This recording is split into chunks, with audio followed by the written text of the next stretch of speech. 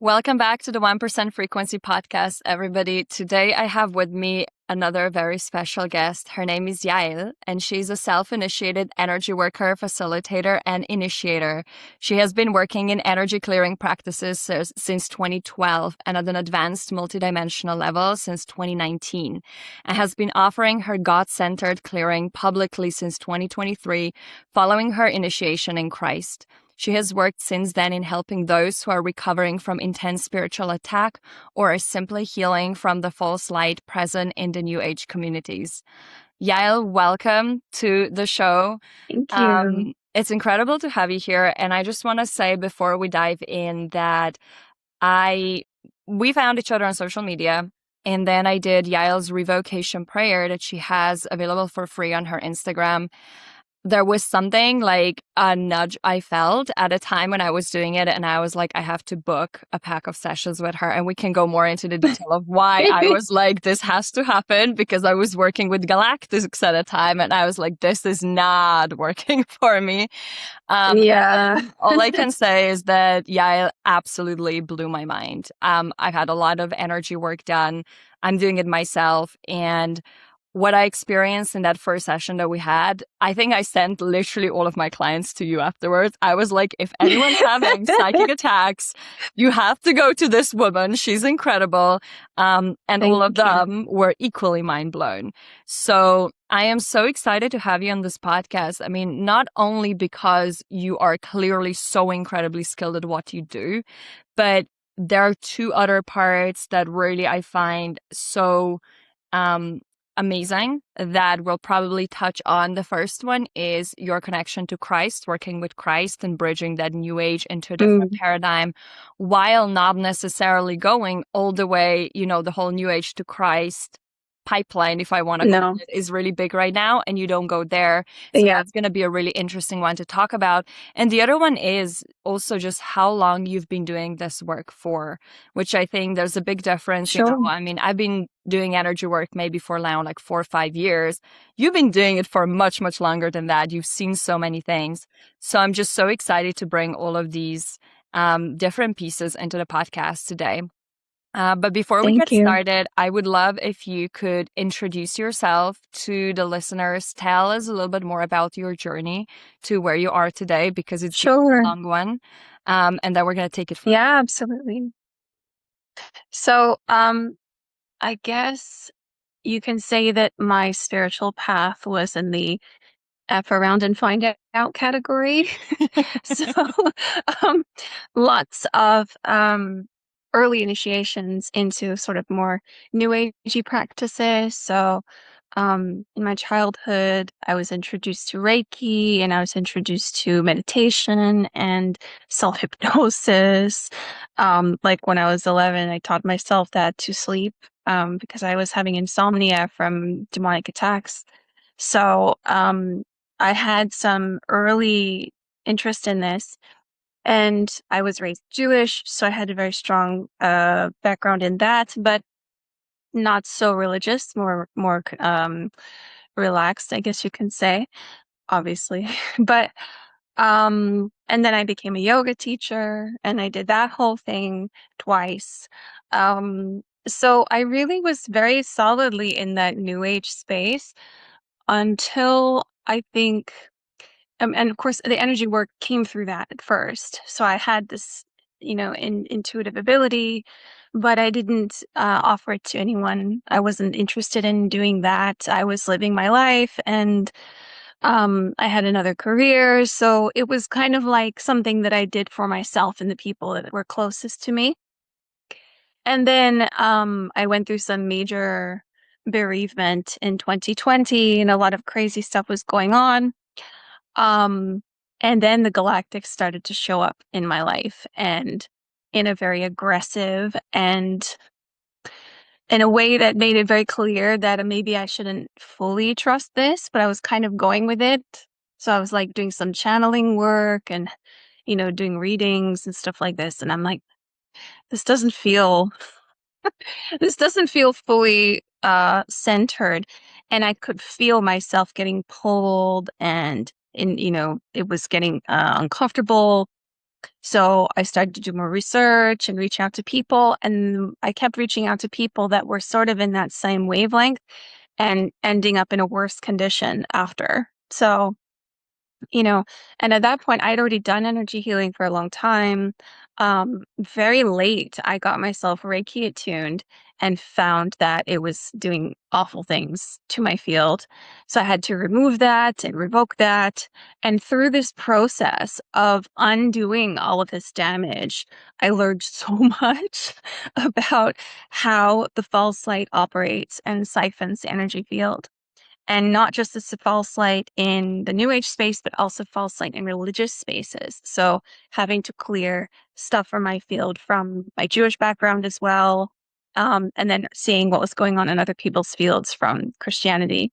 So it was like a process of peeling the onion and getting to the core and removing and realizing that actually the more I cleared, the better I felt and continuing with that process. So something I already knew, but taking it to another level with the intensity of what was going on around 2020, 2021, and the attacks that I was experiencing really forced me to level up my game. And then, yeah, start to help others, really. So I was still doing like channeling, I guess you could say, channel guidance and doing energy work as well for those clients. And Christ dropped into my field in 2023, late 2023, um, while I was having a mushroom journey, which this is actually something you see in a lot of the New Age to Christ spaces, that a lot of people tell a similar story. They're very open. Christ drops into the field. And I didn't have the same background as a lot of people do. I didn't grow up with Christianity. So it was kind of like, oh, what are you doing here?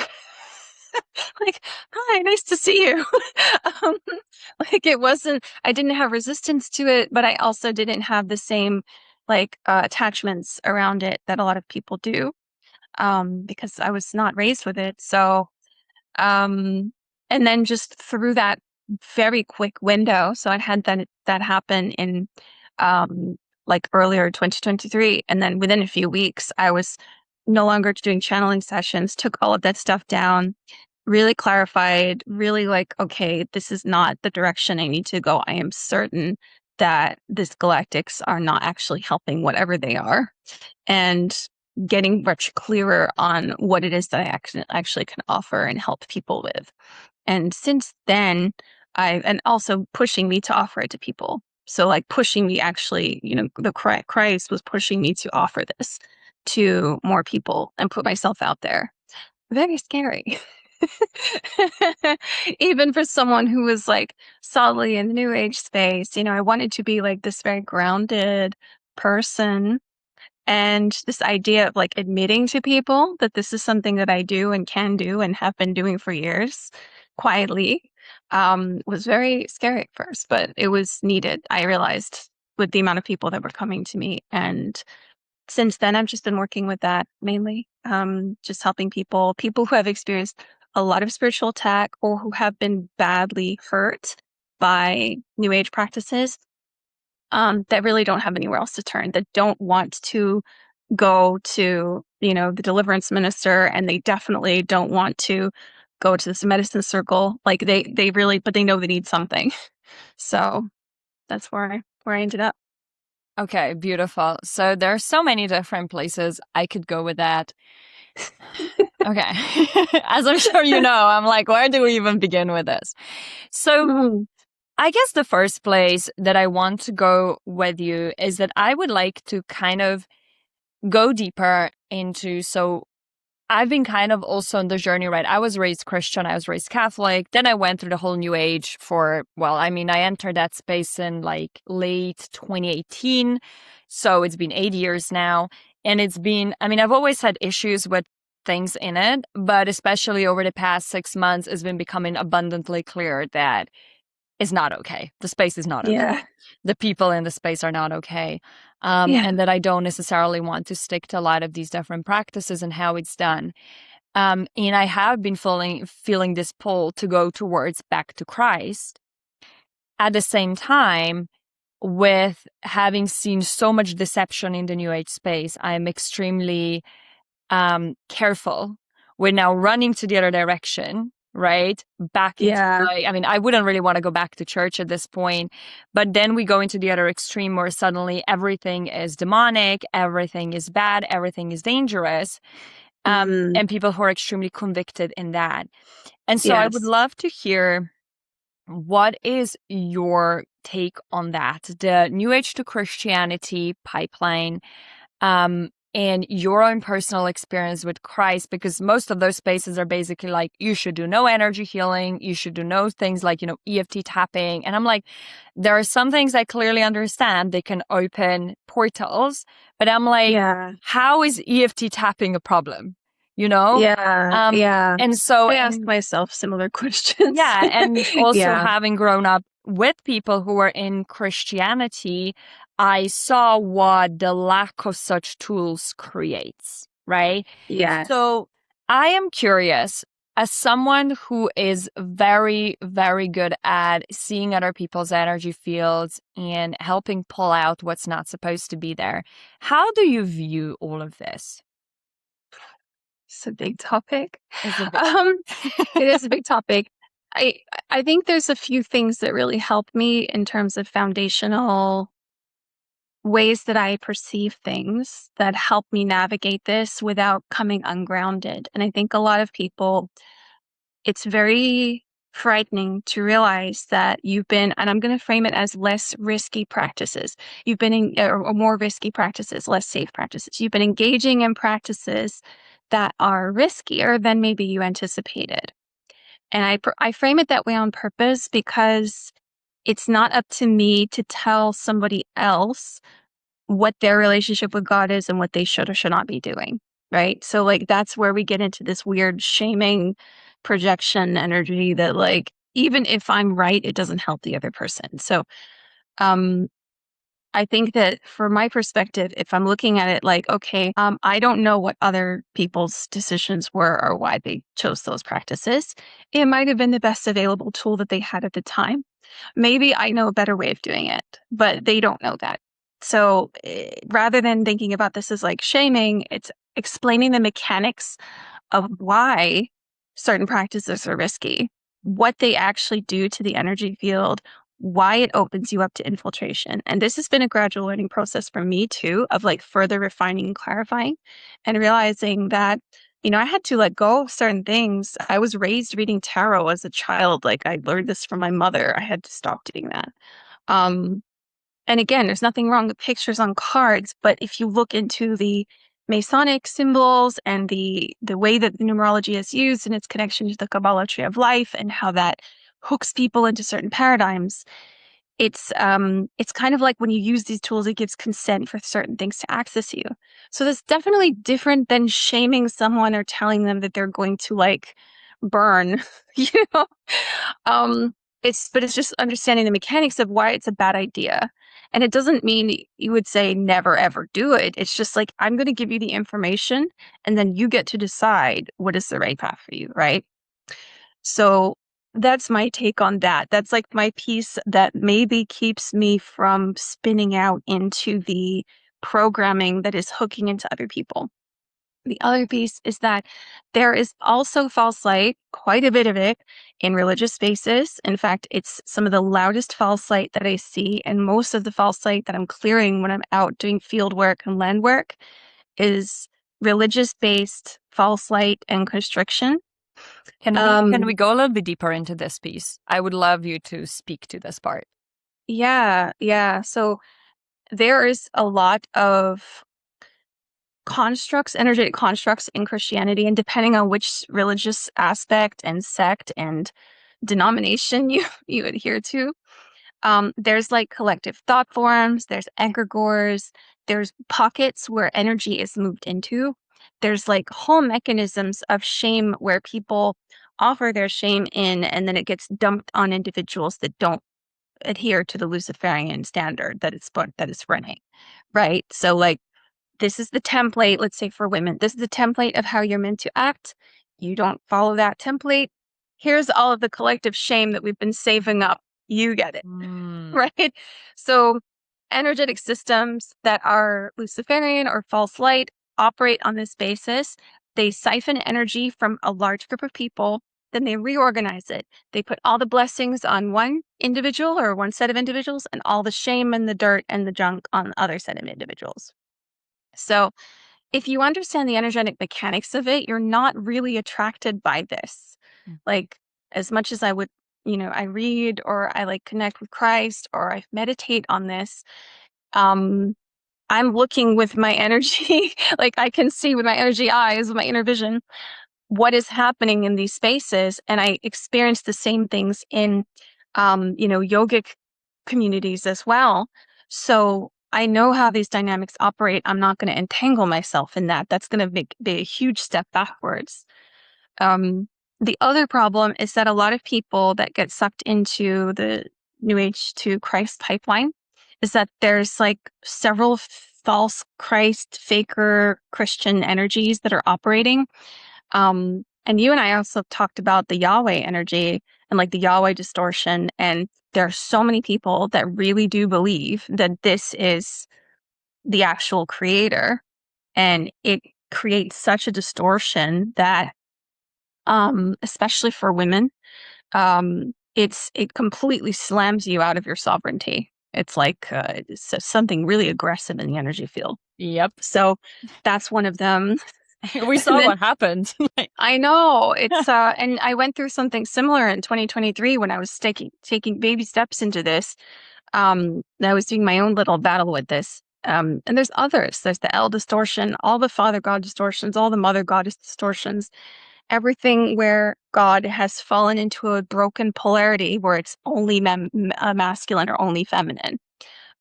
You get these like crazy distortions operating that are just a reflection of our collective fracture in the polarity, right?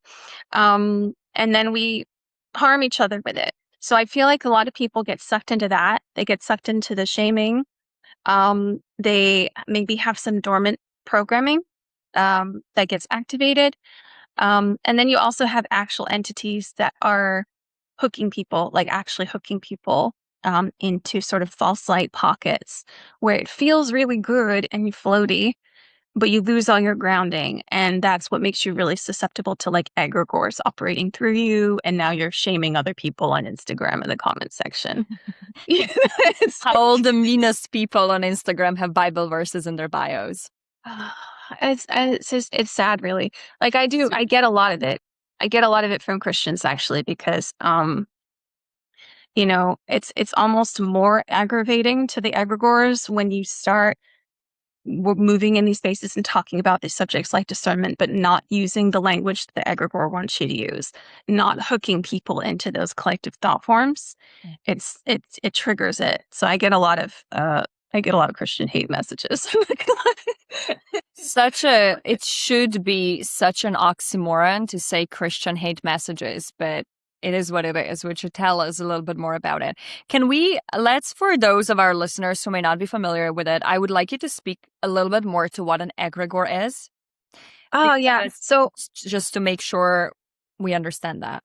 Yeah. I mean, I'm not even sure I would give the best definition, but the way I understand it is that it's a animated, collectivized set of energy that is accumulated and it's moved in a direction. So it will actually operate through people. And there's a lot of them in the New Age space as well. So I can use some examples like Yes. the We Are All One egregore. Totally obliterates your boundaries, makes you like open to energetic attacks and siphoning. And it creates situations where you let your boundaries down, like non-consensual hugs, stuff like that. So that's one kind of egregore.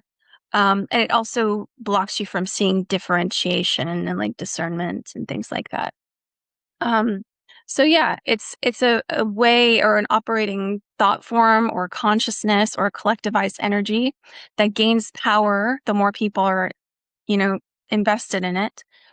And it can operate and move through people without them being fully conscious. So if you think about like somebody disassociating for a second and then they'll just say a catchphrase like, oh, it is what it is. Right. Like, That's Yes. that's like classic egregore taking the wheel. Like I'm gonna say this thing because it's probably true. Um, and then I'll just give it my best shot. I'll give it my best shot. And then like you also get this with I did a post about this a while ago and it did exactly what it was designed to do, where I basically listed out a bunch of egregores on different sides of spiritual political spectrums. And I was like, these statements, like, before you argue with me, if you have these egregores operating in your field, please clear them. And one of them is Christ is King. Yeah. That is a big one. And when I said that, I didn't say that's false. I didn't say that that's not accurate. I just said that there is an egregore operating, right? That is make people feel like they have to put it in their bio and they have to comment on everything. And there's no other way to have a discussion about the subject of Christ without just shouting in all caps, Christ is King. And I'm like, okay, well, that's an egregore. And the amount of comments, but it's true though, Christ is King. And I'm like, That's again, the point. that's not the point. It could be true, I it could think be you even false. put it in the description. You were like, I may even agree with some of these. And I Yes, remember reading it, and exactly. then people were like, ah.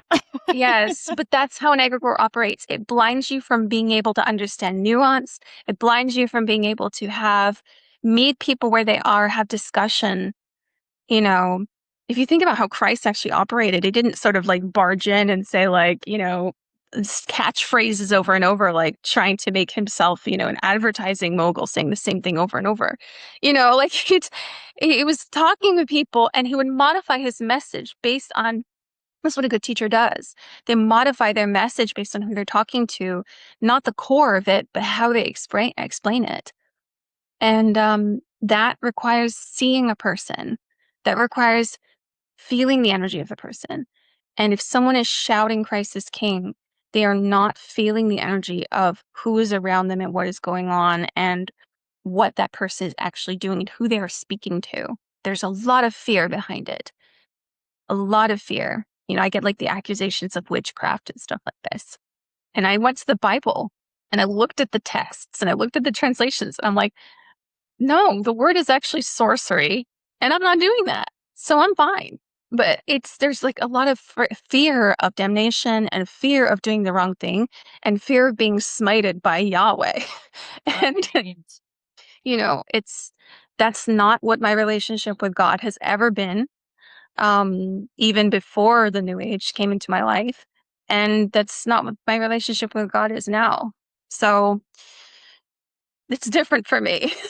Let's So, talk about this because that was what I experienced, right? When I started going and I looked at the new age and I was like, I'm not like, this is ridiculous. I'm like, we're out here talking to extraterrestrials. I'm like, I am out. Like, that is enough for me. And we can go more into this if it becomes relevant. But there was just like a moment where I think it was seeing, like, just realizing the insanity of that. Like, let's just call it for what it is. Combined with the severe lack of discernment and research on people's mm, sides, from what are the roots of the New Age, what are the roots of the starseed movements, where a lot of mm, these different practices are coming from, because understanding the origins of these practices can tell us a lot. Understanding a it lot of the can. channeled stuff, if you look at people who channeled it, they were not well. They were deep into alcoholism. They were deep into like Mm, sin, right? As it's defined. mm. You cannot trust the messaging of the people who are writing something like that in the midst of literally being in like spirit possession. If you're in alcoholism, you have entity attachments, right? Well, this is it. Yeah. And that matches with my experience because when channeling came in for me, the hardest was when I was at the lowest point in my life.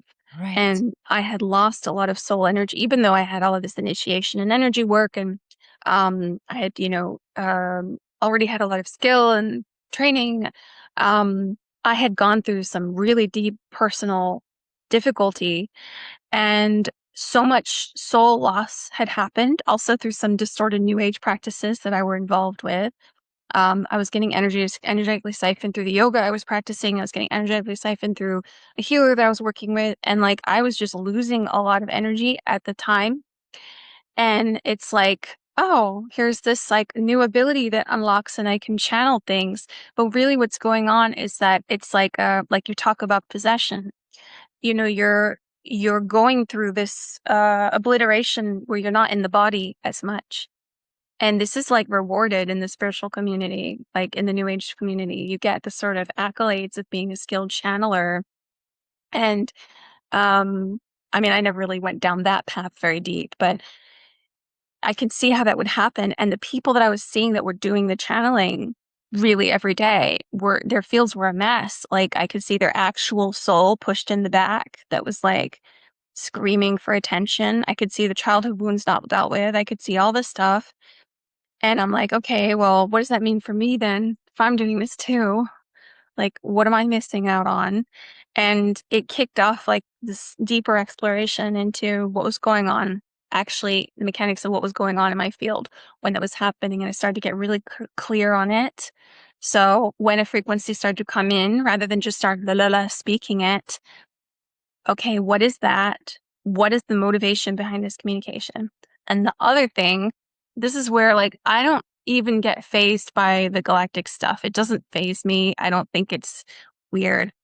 What really made me feel uncomfortable was finding in clients that had experienced galactic contact a relationship between galactic and military mind control. So the people that were doing channeling or the people that were having alien abductions or whatever it was that were going on, when I actually lifted the veil and looked behind the surface, there were usually other interferences pretending to be galactics. I'm not saying that's the case every time, but I don't think we have one answer where Christians like to say galactics are demons or fallen angels. And, you know, it's not, the answer is not they're all military either, but there's definitely a lot of things operating under the cover of being galactic that are not actually what we think they are. So when you're in a no mind state and you're allowing yourself to be a channeler, you are making yourself a vessel to anything and everything that wants to come through you. And I see it online, a lot of these tarot readers and channelers that are giving like guidance, and a lot of them are very political. You'll notice like there's a whole genre now of YouTube political tarot readers and channelers that are telling people what's probably going to happen.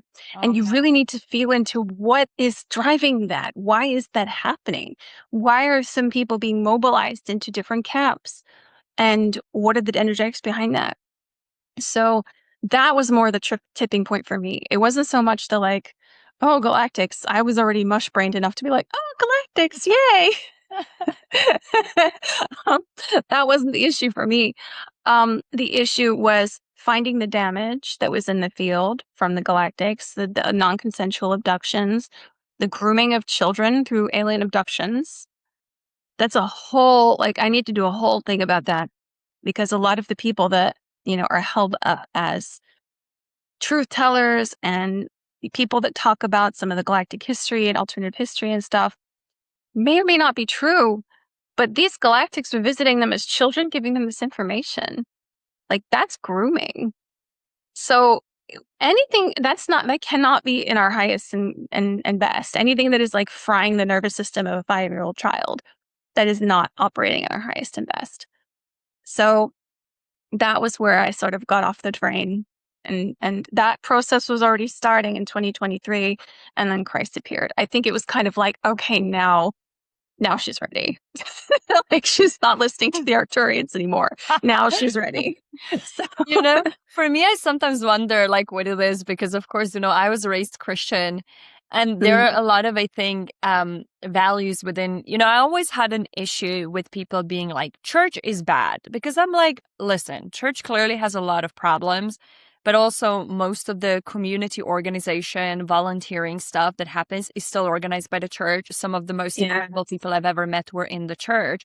So we cannot, like, generalizations in general are not good. But I remember, like, I think I was sat here on my couch one night and I was like, Alja, like, is it really in the world today, in your highest and best, like your highest assignment, to be talking to aliens? Don't you think you should be going and offering like free tutoring to kids from unprivileged backgrounds? you know? And it Oh, was this like moment where I was like, I think the spiritual community has gone too far. Like, we are here talking about, obscene numbers in terms of earning money. Like, everybody here is channeling aliens, like light language with no discernment, like left, yeah, right, center doing weird stuff. I'm like, where are people actually doing work with the poor? Where are there people actually doing any of the work that Christ was preaching? Like, where are all the people talking about Christ consciousness doing any of the work that Christ yeah, gave us to do? And for me, that was like, there were other parts where, my academic side came up, where I was like, these people, like, if I receive that level of explanation about a certain methodology from my academic supervisor, I would know they have no idea what they're talking about, Because I'm like, if mm, I came and I was like, why are we using this methodology? Where is the origin? What exactly does it do? How can I troubleshoot if it's going wrong? If that person cannot answer those questions for me, they don't know what they're doing. That's the reality in science. The standards are different. Here in New Age, anything goes. So that was one of the points where I was like, not cool with that. And that was the second one. I'm like, I think we've totally lost the plot. Like, we're talking here about the new earth. Where is anyone actually sacrificing any part of themselves, not in the negative way, but giving themselves to the. yeah, And yeah. I It's think for me, interesting because, like, I feel like when I meditate on that, there's everyone has a different role, and I feel like many people that probably would have been mobilized to make change in their communities if they were, let's say, hijacked by gate program, MK Ultra operations when they were younger, yeah, they would have been implanted with the suggestions that there's certain paths. Oh, like I know that there was stuff going on around that for me because I was going through my childhood drawings and there was like drawings of alien spaceships and stuff like that. Like yeah, there was definitely, this is not something that just clicks on overnight. There's a gradual indoctrination process that happens just like everything else. And when you know that, it's like, okay, so there's clearly a mobilized energy, whether we want to think it's whatever it's driving it, that's getting people out of, like you talked about, community-based stuff and into this sort of distract and deflect kind of practices that keep them from actually making real change. And some of that is like the mechanics of the energy. I can actually see like implants in people's field that get them looping about certain things or make them less effective or make them like hemorrhage their own money on expensive activations that actually make their right. energy field worse. Um, so like that's a big part of it. But then you also have like, there's some shame in there too, because not everybody is going to be like community organizer. Some people are, so it's like you got to unpick all of it. It's like, okay, well, what is my actual role? But I don't know what my role is if I'm got a bunch of galactics in my field telling me that my role is to be their mouthpiece, Right. Yeah. like I think basically their for me, PR person. I 100% agree with you. And I wonder what your take is on this. Like, when I look at the New Age community, I'm seeing this as a pattern where Mm, people are moving, like, people are talking about the creating the new paradigm without mm, any like tangible work beyond selling extremely expensive courses and stuff like that. And I consider myself being guilty of that. And I'm now in the process of detangling what is aligned, what is programming, right? And like from yeah, this community. But like yeah, so many people I have worked with that, it's like they are comfortable, telling you and expending so much of their time figuring out how to, make more money, yada, yada, yada. And I mean, for me, like, I think money idolatry is so big in this community, right? Like, let's just call it for what it is. And I've had an issue with this for a long time. But also, like, how few of these people are willing to give back. Like, the self worship and self centering is so big. And for me, yeah. this was such a big, like, red flag. And But yeah, obviously, I mean, there's it's just total. a litmus test of how much that hasn't happened to heal certain inner child aspects or like certain poverty consciousness stuff, or like you have one extreme of the polarity of like people that, only want the free prayer Yes. or only want the free video or only want and like their skin crawls at the idea of putting anything towards their own healing because they don't value it. And then you have the other extreme of the polarity of like multi-thousand-pound retreats or, €1,000 or dollar retreats. And, where basically you're just going to sacred sites and doing a little and you have like two sides of the coin, but it's the same distortion. It's like the same problem that hasn't actually been dealt with. And it's about worth, where they like our worth and what we value and how we show up in the world. And that actually, yes, doing this kind of work is a job like any other job. And, Yeah. you know, it's important to not get paid less than minimum wage for it, you know. Um, but um and it doesn't make me better than anyone else. It's really just my expertise. But that doesn't mean that the knowledge should be gatekept, Yeah. right? So it's like I'm always thinking about what are some ways that I can share what I know and get it down on paper and get it out to people. Because there are going to be some people that read what I'm writing and go, got it. Yeah. And they get the frequency and they can run with it and they don't need like anything else, Yeah. you know? Totally. So just like making sure that the information is free and available and accessible as much as possible, but also still valuing my time has been like an interesting balance where like I can't then it starts to get into my own energetic boundaries of like how much can I do in a week and how much time can I give. And I'm still doing land work. I do collective work that is completely not paid. Like Yeah. I go to places and clear energy. So there's like a delicate balance with this, Yeah. trying to figure out how to make that work. Yeah, and that's its own programming as well, right? Like I see so much in like the Christian space, people who are doing deliverance stuff, and people are like, you should never be charging for this. And I'm like, Hmm. this person's casting out demons and they should do it for Hard work. free. Like, and what, Yeah. and the other like 8 hours of their day, they're doing what? I'm like, this is crazy to me. Like, you are Yeah. happy to go pay a company that is literally ruining our world, but you're saying that this should be free because it's God's work. Yeah. I think there's some distortion around people confuse. They think that when people are giving something for free, that always means it's altruistic. Yeah. And there's so much siphoning. Yeah. Like there's so much where you are the product, basically. Like you are going to get a free service. Like what did we learn with the apps, guys? Yes. Like when you Yes. get something for free, it doesn't guarantee that it is going to make your life better. In fact, it can be extracting from you in a Your very covert data, way. your attention, 100%, or Your hoping so they energy. can charge you later. For sure. Yes. Yeah. Yeah. And then just on a practical level, people that do energy work part-time, they have to hold down another job, which has its own distortions and its own like stuff. Actually, the thing that I like to throw out whenever this comes up is like people, oh, Jesus didn't charge for energy work. Jesus was funded by the arms trade. Not many people have actually thought this one through. Okay. His uncle, Joseph of Arimathea, was a tin trader. He brought the tin and he used it to make weapons. It was a primary ingredient in the production of bronze. So he was funded by the arms trade. He was able to go and do lots of great work. I don't have a rich uncle Have that you not sells contacted tin. Lockheed Martin yet? No. I mean, yeah, it may be time. Should we send them an email tonight? No, but like there are people like this in the spiritual space. The the people that have big platforms, a lot of them have Luciferian platforms. They have these connections and it shows in the energy field. Okay, I have like 16 different paths I want to go down, but I do want to continue with this one. So within Yeah. the New Age community. So one thing you were talking about before, which I would love to go a little bit deeper into, mostly for my own curiosity, is you were Yes. talking about the energy mechanics between the Luciferian, basically energy exchange. Could you Yes. talk a little bit more about that? And then also what you just said now, the platforms, like big names with Luciferian platforms.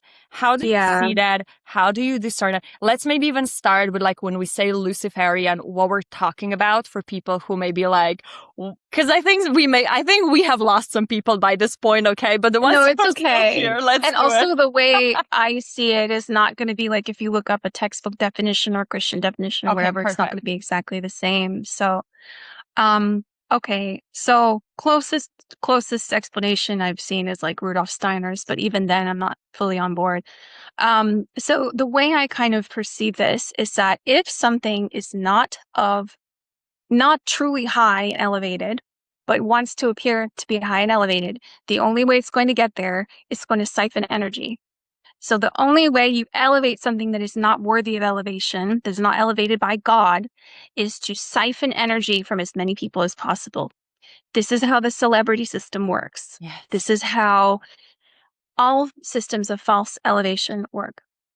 And they siphon energy from a lot of people.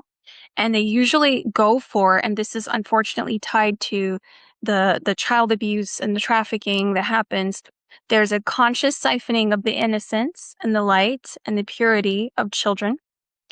And that is then drawn up. So the energy is drawn up through the Luciferian system. So all of this energy is siphoned. And it's siphoned from children, it's siphoned from worshipers, it's siphoned from people that are giving of their energy. So even for me, the term worship is a red flag this way. We're like, why am I having to give some energy to something if it's already elevated? Why does it need that from me? So when you give this energy, it kind of changes the characteristic. It feels almost sour or like bile-like. Like it feels light, but something is off about it.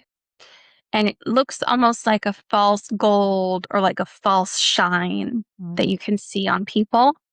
And when you start getting really clarified, you can see the density underneath it. So it looks like the density of everything that they haven't cleared, and then just this painted gold shine over them to create this sort of like Luciferian halo. And when you see it and when you get what that energy signature is, it's impossible to ignore and it feels bad. It does not feel good. It feels like, whoa, what is that? It's like reconstituted, transmuted light. Like, get that away from me. So that kind of energy dynamic is present in a lot of different places. And in order for some of these Luciferian pockets to work, the energy gets siphoned very high, like super, super high into these pockets above us, like pockets, false realm pockets. And then people are like connecting up and they're trying to access heaven, they're trying to access God, and they find these pockets and they're like, oh, I found it. It's there. And they're just false light pockets. There's just like loads of false light pockets. Wow. And they're sustained by all this worship. There's Christian ones, there's Hellenic ones, all like the whole Hellenic pantheon, the Roman pantheon.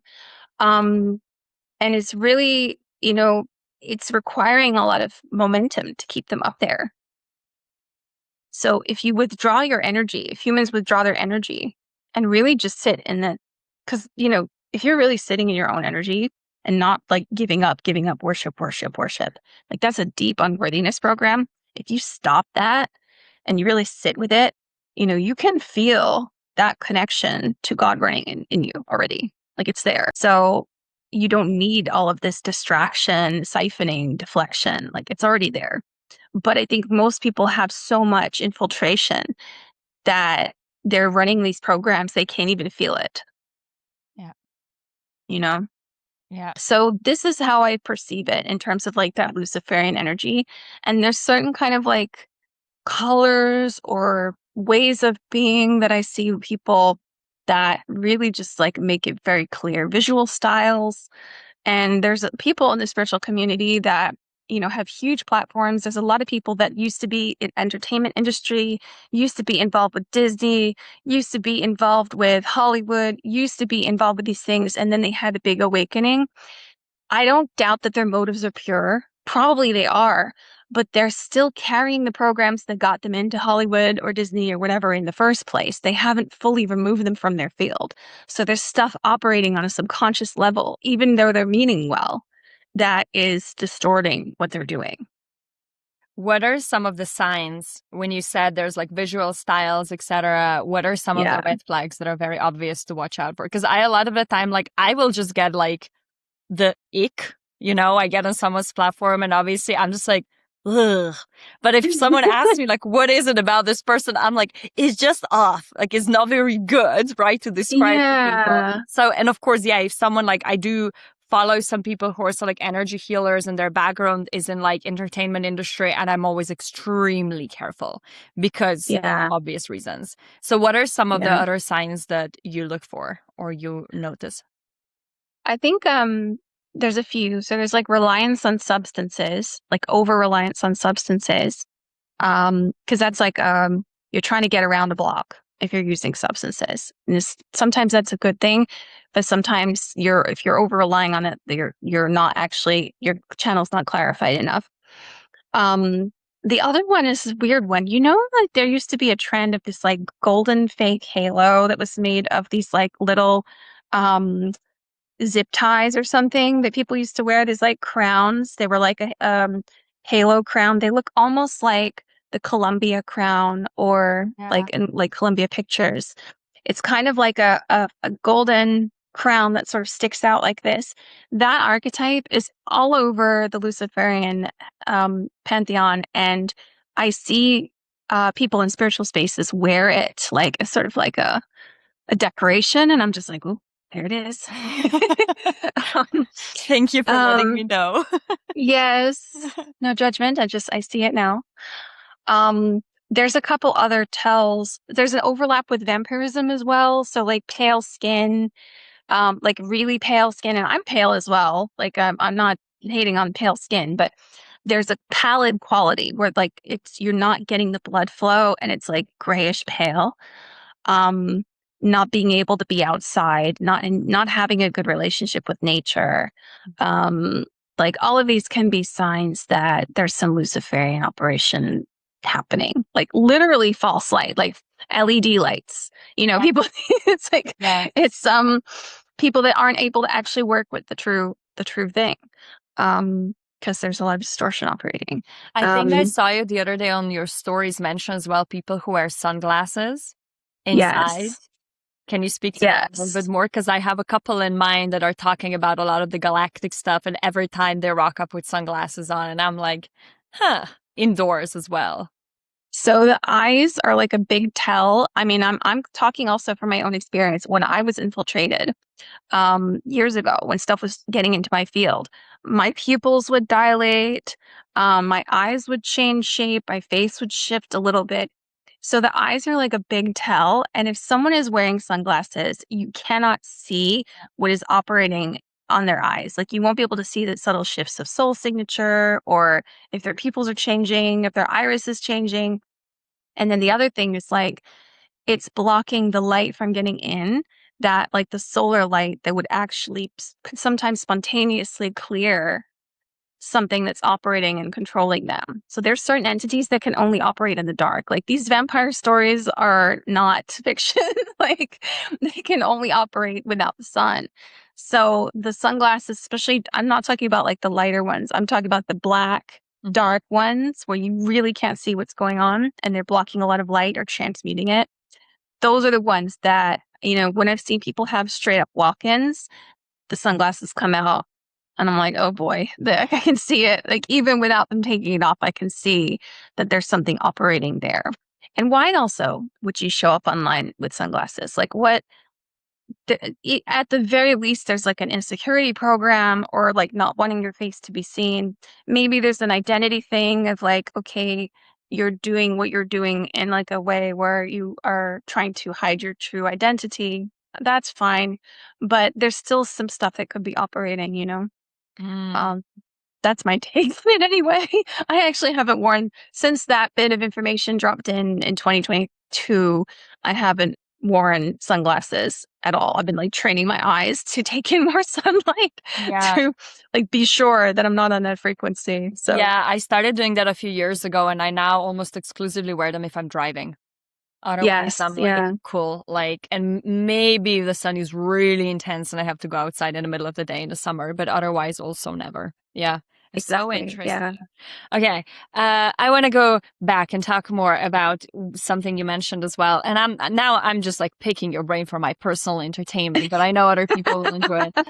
So, Yeah. um, two things you brought up: worship as being a form of like giving your energy, which I think is a very interesting thing because it's such a big component of um, Christianity, well, all religions, obviously.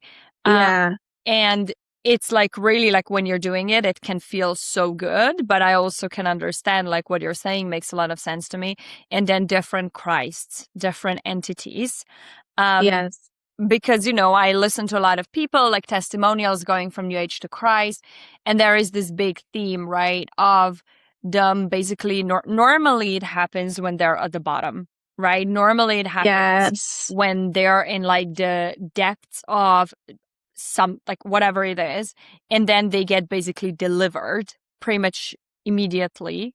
But then Sure. something that never sat right with me with all of that, I was like, the whole conversation around laying your life down for Christ, Mm, the words that are used with that, I'm like, ugh, like there's something mm. very strange about saying this. So I would love if you could speak a little bit more on your perspective of that, and especially because I know you in our private conversations, but you also mentioned it before, having these different Christs, different energies, Yes. and what you've seen with that. Yeah. Which one to start with? I guess the worship thing. um, this one cuts across religious and cultural lines. So, I tread carefully here because a lot of people engage in worship practices, like even in indigenous practices where you're like making offerings. And I understand that there has to be some like reciprocity when you're doing work, especially if you're working with land, you don't want to like extract from the land. So, Yes. um, but I am kind of understand how we give back a little differently than I think people do. So a lot of people think like worship, I leave some ritual offering, or I like, say a prayer, or I sing, or like whatever, you give something in worship. But the way I kind of perceive it is that if we are actually attuned and connected to God correctly and properly in our energy field, we are already the offering, the blessing, like we're already doing it. We're already giving a lot of energy through ourselves into the land directly where we're supposed to be by God's destiny already. Like there's not anything more we need to suffer to do. And these patterns of like, when I actually dig into even the indigenous practices, like I was sort of hanging around the medicine circles and I was like trying to feel into and understand, how these things worked. And again, this is not my discipline. And I have a lot of respect for the shaman traditions because they are doing, in a lot of cases, deliverance work. Like they're doing it. So I respect that. But I also know that there are some traditions where it's like I was in a medicine circle once with someone doing a drum ceremony, and she was talking about our ancestors are the cranes and these birds and these things, and I could feel the entities hovering over the space ready to feed. And I was like, God, why am I here? And the answer Blood of was, Christ. you're here to clear all of this. Like, okay. So I'm just drumming, and there are people coming up, and the whole lead into this ritual was, it was geared towards white people. You have lost connection with your ancestors. We will embrace you. We'll hook you up into this whole distorted lineage. I'm just like, oh, okay. So I'm clearing, banging my drum and clearing, and I'm just like intending that nothing will happen without consent in this space. And that, if people genuinely are consenting to this as part of their soul plan, fine. But, we clear the distortion at least. So there's that type of worship where it's, not, we're not just talking about churches. Although that's another one. Like I've met people that are in church religious service and stuff, and they're like delivering and praying and like, or they'll do music and just like give, give, give. And they come afterwards and they're like, oh, I'm so tired. Wow. Like So I could I just guess see all the color. that would be the sign, right? Like if you end Yeah. that and you're feeling exhausted and tired, you're not giving, you're giving to something that's wanting to drink.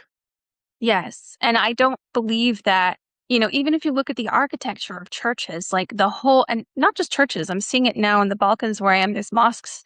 It's the same concept, these pillars that Yeah. project the energy up. You've got Fires. the spires that project the energy up, and it's sending them up into pockets. So everyone congregates and they send their energy up into Wow. pockets. And those pockets are then serving as the intermediaries so that people don't actually connect with the true frequency.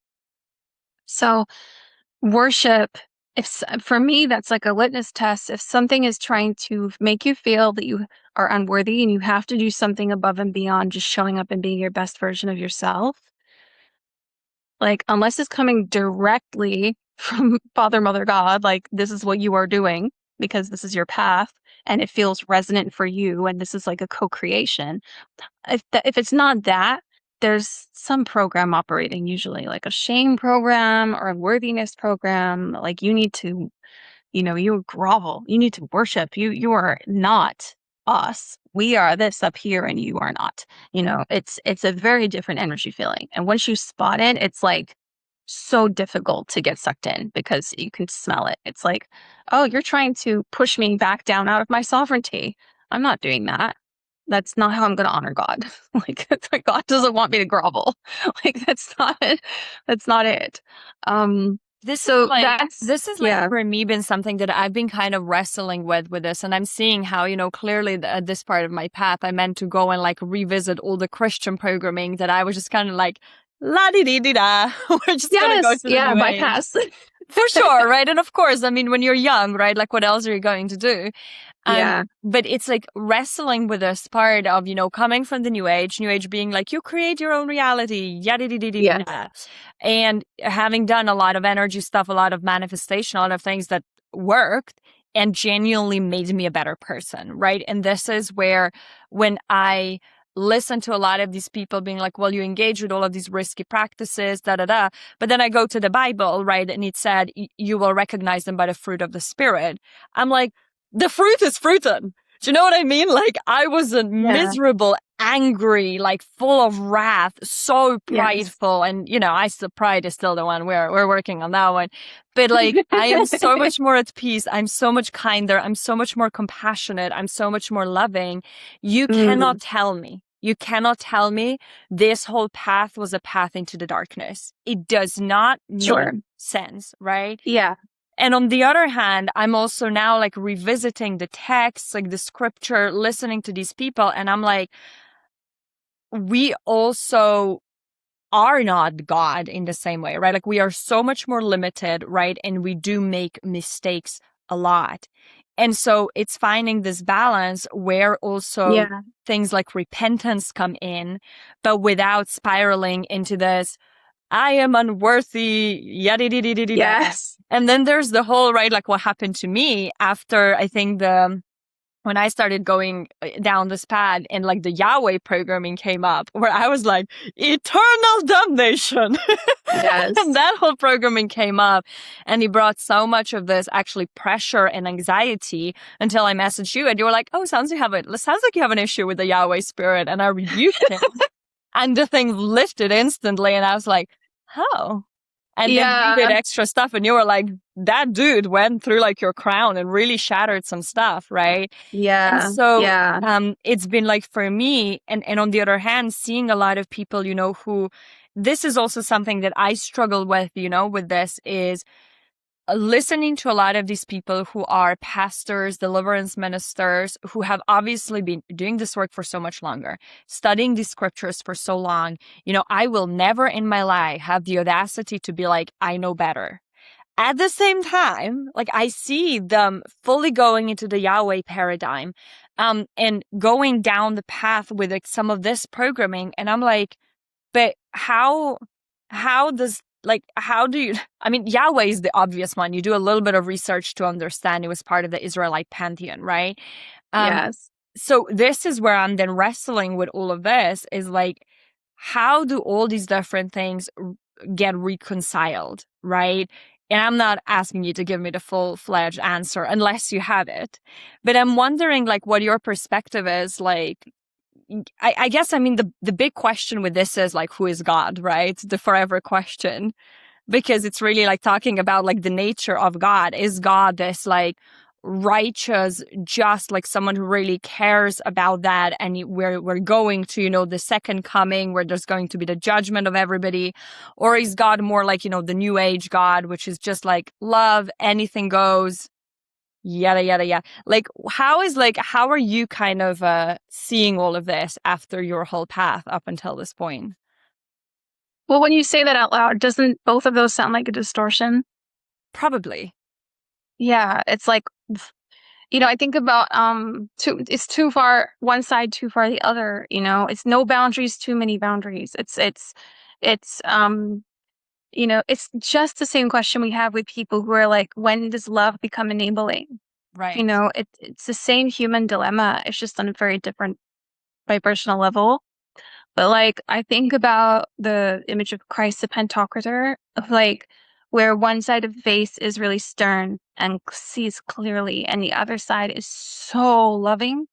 It's not one or the other. It's you want both amplified. Like you need more discernment and more love. Because if you have more discernment and no love, then you become a judgmental jerk. And if you have all the love and no discernment, you become a victim and food for all of these things. So you need both. So for me, God is both. God is all. God is everything. God is the source, the connection, I mean, that word has its own distortions, but source as in the font, as in the creator, the originator, and is ever present across time and space and all things. And from that perspective, I see what deliverance ministry is doing as perfect for their community.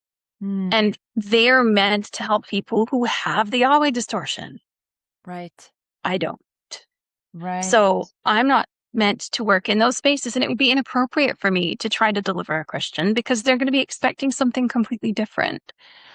Same way shamans are meant to work in their communities. I think we lose context. There's a sort of blindness that we have in like a Western thought of thinking that there's like one good way of doing things. I even like learned this when I was teaching management stuff is like the one best way of doing something. And like, yes, on a technical level, there might be, but there's always a reason for the variation. Like there's a reason for adaptations to community and adaptations to the issues in that community. And a skilled shaman works with their community because they know what their community have experienced, the highs, the lows, the infiltration patterns, the blessings, the ancestral stuff. They know it and they can speak to that and work with it. So it's while I can discern and say, all right, let's say an indigenous medicine practice, not for me, it doesn't mean that it's not going to help somebody, but I can see energetically some risks as an outsider that maybe someone who has been in that community their whole lives cannot. So, from my perspective, I feel like anyone that's on this path of clarification and reconnecting or connecting more deeply with God, doesn't matter what tradition you're from, we're all kind of like colleagues in arms or like compatriots in a way. Like, I see the similarities maybe more than the differences. And I don't concern myself unless it's a question of my own practice or like advising my clients with some deliverance ministers distortion. Like it might be helpful to as a practice exercise, like, oh, I can see that in that person's field. Isn't that interesting? Mm-hmm. But it's really not my business to try to make that to get involved with that. Because they probably have that distortion so that they can reach those people that also have that distortion. Right. Because I'm not going to mess up my energy field and go do that. I'm not going to go in the church and take on all this like Luciferian stuff or Yahweh stuff so that I can reach those people. So they're out of reach to me. Mm. So do you get what I'm saying? There are people that take on AI distortions so that they can have a bigger audience. Yeah. I'm not comfortable doing that, Yeah. but it might be part of their soul plan. I don't know what God has in store for these people. It's not my business. My business is just to see, observe, and have the discernment and be aware of like what's in my field, what's around me, and then make choices accordingly and empower other people to do the same. And there might be a circumstance where you are under direction by God. And if you have that clarification and discernment to know the difference and to know that it's not trickery, you can walk into some very distorted spaces. I took a corporate job in 2017 that I was like, why am I being guided to do this? Like, what is happening here? Like for evil corp type of corporation, right? And I'm getting sent all over the world training people. But I was getting sent all over the world because I was doing ley line work and I was observing the beast up close. Yeah. Yeah. So like there was a purpose. But at the time, my new age spiritual friends were like, oh, like you're supposed to have the opposite realization and like leave it all behind. I was like, But when you have that strong connection, you don't discern from the place of, is this logically a good idea necessarily? You take that into account with what are the risks and then what is actual my mission, my instruction, right? Mhm. So, I don't look back and go with any of the practices, and maybe you're still kind of coming to your process with this of like which practices you engage with were like a bit of a misstep and which ones were helpful. Honestly, every single misstep I've made has been helpful, just in the inversion where I go, "Oh, that's just information. I don't do that again." And look at all I've learned by unpicking all of this. Like, I now know how to clear so much stuff. Um, Mhm. isn't that great? Um, but it was painful, but with that faith, it's like, okay, I have that connection, I have that faith, and I know that this is taking me somewhere, and that this is going to lead to helping myself or helping other people. There's some purpose behind it. It's not just about shaming myself or like, every error, every distortion. This is the first thing I said, like the F around and find out path is a legitimate path because every mistake we made, gives us the information to do better and to help other people. And it also weeds out the judgmental, shamey types because Yeah. the people that are more interested in like point scoring with you are gonna, oh, but you did that at that moment. You were less clarified at that time. Yeah, I was. And what?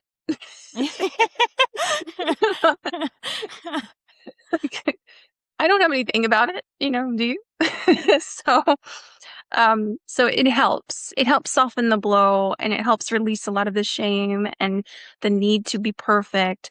Like the clarification and the mastery.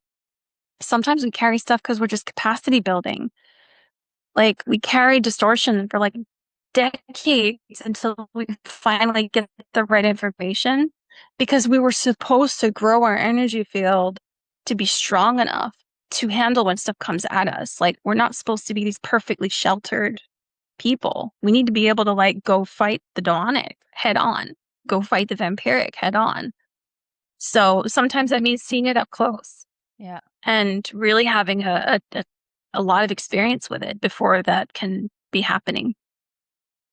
What is your take then? And then we're gonna slowly start wrapping it up because I know we could have this conversation for like 10 hours. But I'm curious, like, Yeah. what is your take on I in general like very much agree with what you're saying, right? It's like every step on your path, like it's ultimately here to teach you a lot, right?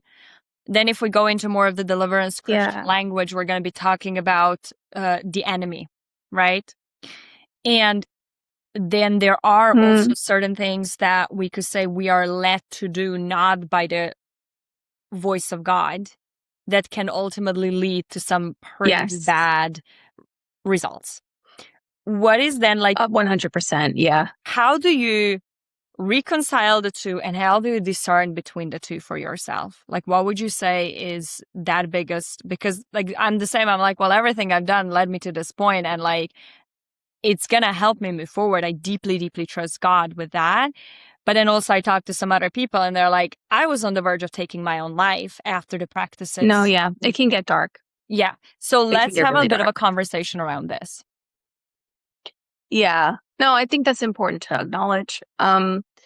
Some of this is just personality type and like how we all personally deal with things. Um, I just know that for me, you know, maybe there's a maybe there's like a degree of acknowledgement that I'm doing the best I can with the information and the tools I have at each moment. And that colors my worldview. I feel like most people are doing the information the best that they can with the information and the tools that they have in each moment. And knowing about infiltration actually has increased my compassion because I can see the entities operating through people without their even knowing, like without their consent, without their awareness. So it makes it easier for me to not take it so personally or judge because I'm aware that these are demonic forces that are operating and they're operating in a lot of people. And it doesn't require going and doing a distorted practice to get tangled up in this. Like it's already there. It's already there. If you watch people that do, and I'm not sure I would ever do something like this, but I have respect for people that talk and do deliverance ministry like out in the street. You can see stuff pop out of people. Yes, it Like you can manifests. see it. It's in the field. It's there, and I see it too. So I don't think this is a question of like doing a perfect practice so that I can avoid it, because it's already there. um, in terms of my own practice and like if I think about, let's say, where I was at when I first started doing energy clearing, and there were certainly distortions operating in my field. Um, but every time I have clarified, I've sort of, because of the gift of since 2012, I've been working outside of time. So I'm able to basically correct. So if I feel like I've done something that I'm not entirely comfortable with, like I even used to say in my sessions, like very clearly, any corrections that need to be made that, based on my own ignorance or any infiltration that I'm carrying. Father, Mother, God, please make them and allow them to be made outside of time. Because, we're fallible. Like I'm not putting myself into this pressure of being perfect. I just want to make sure that I'm armed with as much information and clarity and discernment as possible and also pay attention to the root causes of what gets me into those places. So this is where a lot of people maybe miss the mark with deliverance, because oh, well, I keep getting these entities or I keep getting these things, but they're not dealing with the real life stuff that are opening portals. They've still got the stuff in there. And I was guilty of this too, like the stuff in the house, the old stuff that belonged to people that was distorted, family attachments, the ancestral repentances, not looking at certain behavioral patterns. If you're not doing that work, and this is where the sort of new agey, touchy feely inner child stuff is a good complement to the deliverance. It's not an alternative. It's you need both. You need both. Because the entity is entrenched in the wound. So when you pull the entity out, the wound is going to come up. If you refer back to your old coping mechanism, the entity is just going to come back in. You've got to clear it. So I think that, compassion for myself, compassion for who I used to be, acknowledging that I was doing the best I could, and just applying that to everyone as much as I can has helped a lot. It doesn't absolve responsibility. It just means I don't get into the self-shaming pattern around it as much as maybe I didn't get that little programming package. I got different programming packages. I got very different little things I had to clear, but that one, thankfully, didn't land in that way for me. And, that's helpful, but also just making sure that I'm doing the self-reflection and clarifying to compensate for that. But it's just because it's not motivated by shame doesn't mean I'm not doing it. Because I want to make sure that I'm showing up well for myself and other people, Um, I'm not sure how we got on this topic.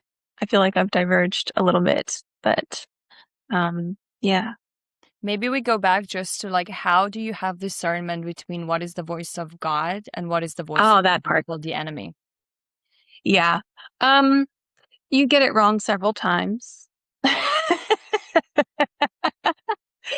No, I'm that's kind of really what happened. I think that there's a few telltale ones, like if it's pushy, and this is just for false light identification in general, like if it's pushy, if it's aggressive, if it doesn't respect your timing. This is the thing, it's like in the spiritual realm is outside of time, right? So if you're getting if you're getting pressured to do something now,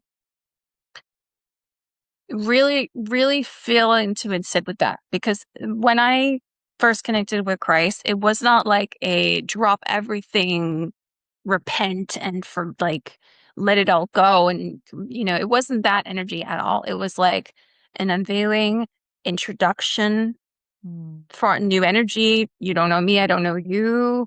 Sitting with it, meditating on it, allowing there to be like a gradual coming closer, like any healthy relationship. Right. That was like a gradual process.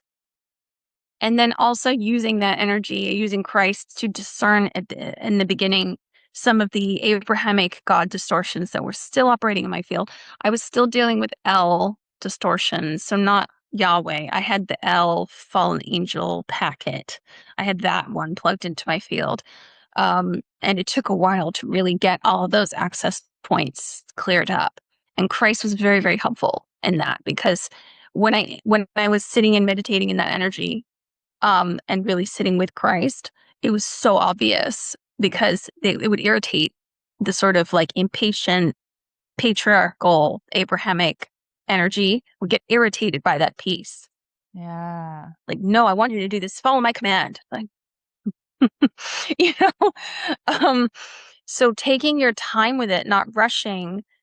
Um, an abuser wants you to make a decision now. A salesman wants you to make a decision now. Right? A divine being is not going to be like pressuring you in that way. So that's one of the telltale signs. And the other one is like, does that instruction cause you to grow or elevate you or give you an opening? Or is it asking you to shrink yourself? Is it asking you to subjugate yourself? Is it asking you to like pour your energy in an extractive way?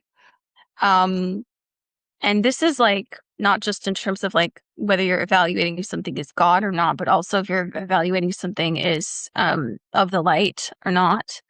Because like people come to me sometimes and they talk about angels, and there's like a whole thing around false angels and fallen angels and stuff. Should we talk So about yeah. Metatron? Oh no, let's not. That's another podcast in itself. Yeah. I know, I'm kidding. But I like, unplugged from the Metatron stuff in 2020 or 2021, I think. yeah. And I was like really aware that something was off, but yeah. So that's a good test. And then the other one is just everyone's different. Okay. This is again, I'm not telling other people how they perceive or connect with the energy of God. Like everyone is different, and everyone has different blockages and different infiltration access points and vulnerabilities and stuff in their field. But for me, what I observed in myself is that the true voice is quiet and it sits here. It sits in my claircognizance in my heart, and it sits in like the deep inner knowing inside me. And usually the infiltration shows up as loud, annoying clairaudience, like really loud instructions, bossy in my ear. So once I kind of figured out that that's the situation for me, and occasionally they can put some glamour over the visuals and make it appear different than they are, and then you can clear it. But if I really sit in here, it's much harder for that kind of infiltration to convince me or to get me to do things otherwise. But it's been a process. This is not like you're connecting with the ineffable, extremely potent energy at the center of all things. This is not going to be like switching on a light and suddenly you can talk to God. Like this, you're through devotion, you're peeling back all the layers of infiltration in your field out of love because you want to connect to God. Like you're peeling back, like it's a devotional act. Clearing yourself is a devotional act, not worship. Clearing your own field so that you can be a worthy vessel and connect to God and hear that clearly. And some of that for me has been through things like I never thought I would do, like fasting, or um, like meditation, and but then not in the way that I used to, but just like meditating on certain texts, or like just sitting with an energy or reflecting. Those kinds of practices that are small and quiet and not showy and don't really make a good Instagram reel, but they're the foundation of the whole thing. And if I don't do those, I'm completely, I know, not on it. I'm not really connecting with what I think I am. So it's that discipline of showing up and doing that kind of work for yourself, which I think that in the self-indulgent side of the New Age community, these are people that have had a wounded, suppressed inner child that wants to come out to play and be frilly and be a princess and be fun and do all that. And I have a huge amount of respect for that process of unveiling. But there comes a point where the inner adult needs to enter the conversation. and set some boundaries and create some discipline, Yeah. because it's not all fun. Like you said, it can get really dark. It can get really dangerous. And particularly with medicine ceremonies where people are not being held in spaces correctly. They're doing medicine circles with like 50 people, with people that are not from the community, that they don't know. And you cannot correctly hold and clear the fields of that many people in that kind of a space or that container. It's not gonna happen. Like, okay, let's put it this way. I open to the possibility that maybe there's some incredibly skilled shamans out there that can do it, but risky, risky practice, Yeah, I right? mean, and I think So, whenever you see real shamans actually doing the work, their medicine ceremonies are small. Like the ceremonies I was in was like 10 people. And then when you get to yeah, like 50 plus, it's energy facilitators, which is basically like, I'm going to bring a bucket if you puke. And that is not what is necessary in those spaces, at least no, based on what I've seen. no. So it's like if you are aware of this and you know about this sort of dynamics, then you just starting on yourself, starting on your own field, clarifying is like a devotional practice. And you're doing the work to make yourself able to connect and acknowledging that it might show up weirdly at first. There might be distortions that come up.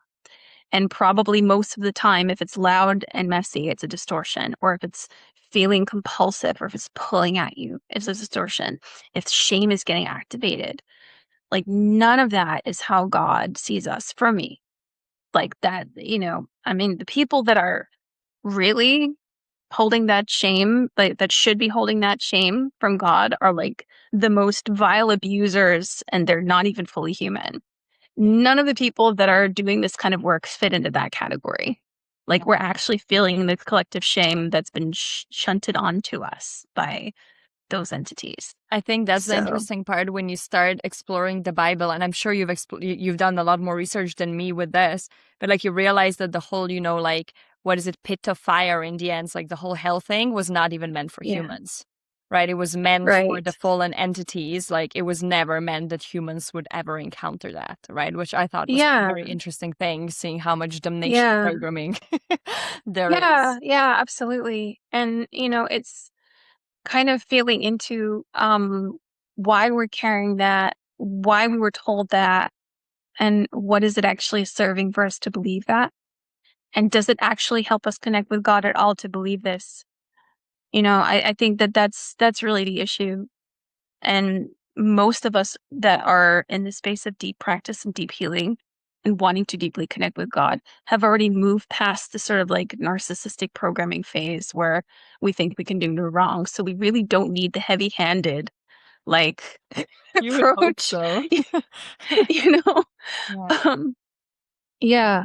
So it's a process. I think that's kind of the uncomfortable but true answer, is that there's no like foolproof way to know that you're actually, connecting with God except through just continual devotion and clarification in your own field, so that that signal becomes clearer and clearer and clearer. And even then, you're going to have an off day, you know? Yeah. Like it's a meditation and process, and not everyone is meant to be like this with God also. There's negatives. It's not just positives. Like there's a lot of pain, collective energy, and stuff that you need to work through to get to that level of closeness. Stuff you need to sacrifice. Like this is a dance of getting closer, and some people are just meant to be here. And that's completely okay. It doesn't mean you can't hear the voice of God. It just means that you're not going to be like in that level of devotion yet, Yeah. because there's other stuff you need to do in this life, Yeah. you know? We're all perfectly placed where we are from my perspective. So there's no like, oh my God, I have to get there as fast as possible. Or like, if I don't get there, I'm going to be damned or something. Like I don't think it works like that. It's more like a gradient, you know? I would really hope so. I feel like quite sad if I'm like, yeah, and if you mess up, you go to hell. I'm like, what? Like the unconditional loving God is giving me one chance on this planet. Like it just doesn't make sense. It doesn't make sense. But Yeah. we'll go down I that mean, probably. Yeah. if you really harm other people, like there are consequences. Yeah. But that's here right now. Like, you don't have to wait till you pass away for that. Like, I've seen what happens when people get sucked into hell realms and hell pockets, and their whole reality distorts, and everything feels like the worst day ever, the worst timeline ever, the worst experience ever. Hell can be right here, heaven can be right here. It's all a degree of how much clarification and, responsibility we're actually able to hold for our own lives, our own energy, and our own connection to God, and not asking an energy healer or priest or anybody to like do it for us. Like, we have to kind of want it, like a relationship. You have to want it. You have to want to work at it. You have to want to be better and clarified more to be able to connect with God. It's not something I don't think that this is something that um there's a black and white answer for, you know. Um but definitely get ourselves out of the distortion and stop harming people. Like bare minimum. It's Bare good stuff. minimum. It's good stuff. Yeah. All right, Yeah. yeah, we're gonna wrap it up here and I'm sure you're gonna be coming back and we can dive deeper into some topics. Thank you. Before we wrap it up, can you tell the listeners where they can find you and if they want to work with you, how they can do that? Yes, absolutely.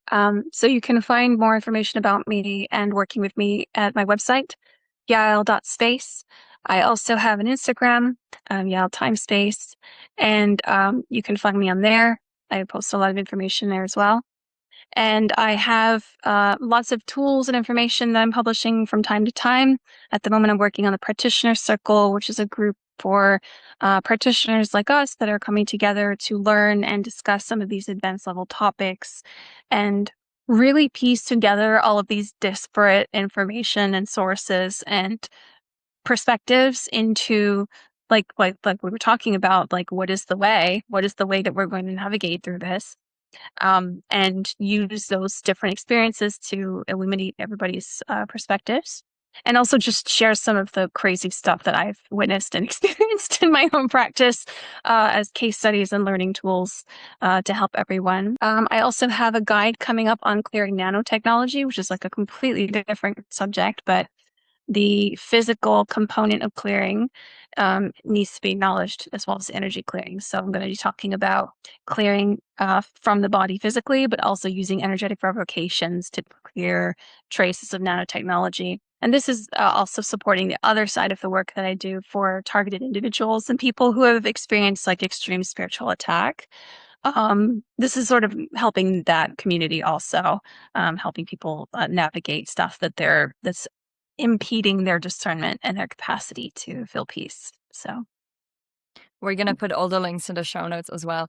Yael, thank you so much for thank you. coming on here. I'm really excited to continue work with you to continue this conversation. I'm sure we're going to have you back here because I want to go like down 60 other different topics, but we're almost at 2 hours. So I'm gonna save it Thank you so for the much. other It's been time. great. It's been a pleasure. Thank you. Thank you. Take care.